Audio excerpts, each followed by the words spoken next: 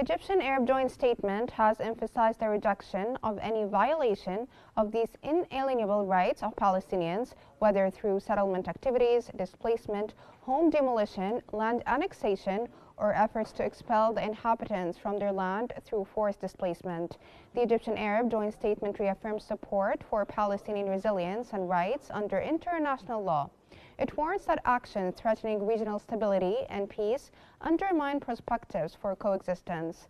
The statement commends Egypt, Qatar, and the U.S. for securing the ceasefire and detainee exchange. It calls for Israel's full withdrawal from Gaza, opposes partitioning advocates for Palestinian Authority, control over Gaza, the West Bank, and East Jerusalem, and urges international cooperation for Gaza's reconstruction.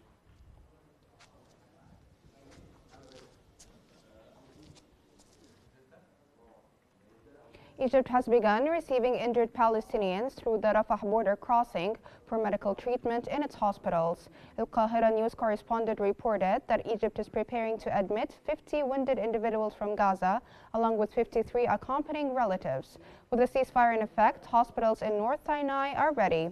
A medical team is stationed at Rafah, while Palestinian media confirm that critically ill patients, including children with cancer and heart conditions, are en route for urgent care.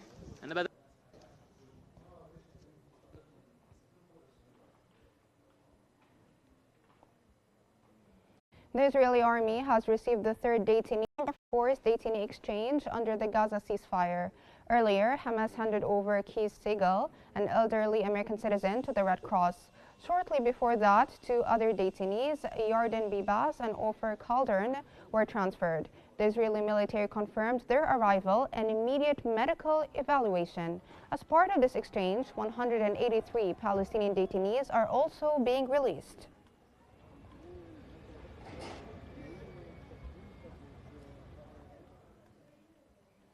Israeli occupation authorities have released the fourth batch of Palestinian detainees today as part of the detainee exchange deal under the ceasefire agreement in Gaza.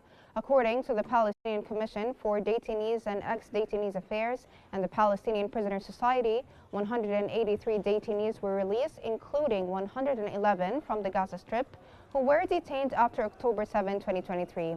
Ahead of the release, Israeli forces declared the area near Ofer prison a closed military zone, preventing families from gathering to welcome their loved ones. The soldiers further fired sound bombs towards them.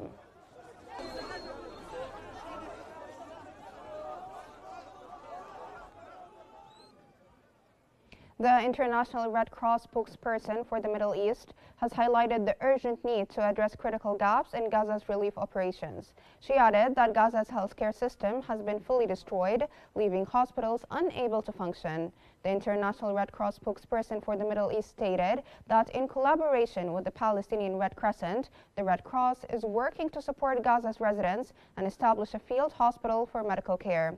She also emphasized that increased international supports and commitments are needed to ensure aid reaches those in need, especially as Gaza's infrastructure remains severely damaged.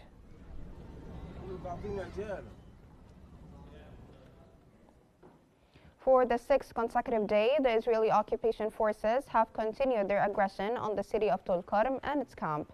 Israeli forces continued raiding homes, checking IDs, and deploying snipers on rooftops. Search operations and ambushes target neighborhoods, forcing citizens to return home. Additionally, both Shahid Thabit and Isra hospitals are besieged, blocking ambulances and medical staff. And in Tulkarm camp, a tight siege continues with snipers and patrols throughout the area.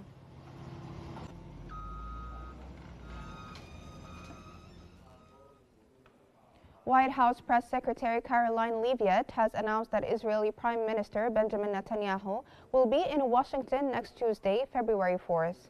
The meeting is set to take place amid a fragile 6-week ceasefire that has brought a temporary pause to 15 months of fighting between Israel and Hamas in Gaza. Earlier this week, Trump's Middle East envoy, Steve Witkoff, made a rare trip to Gaza and also met with Netanyahu. Cover that visit. Sure.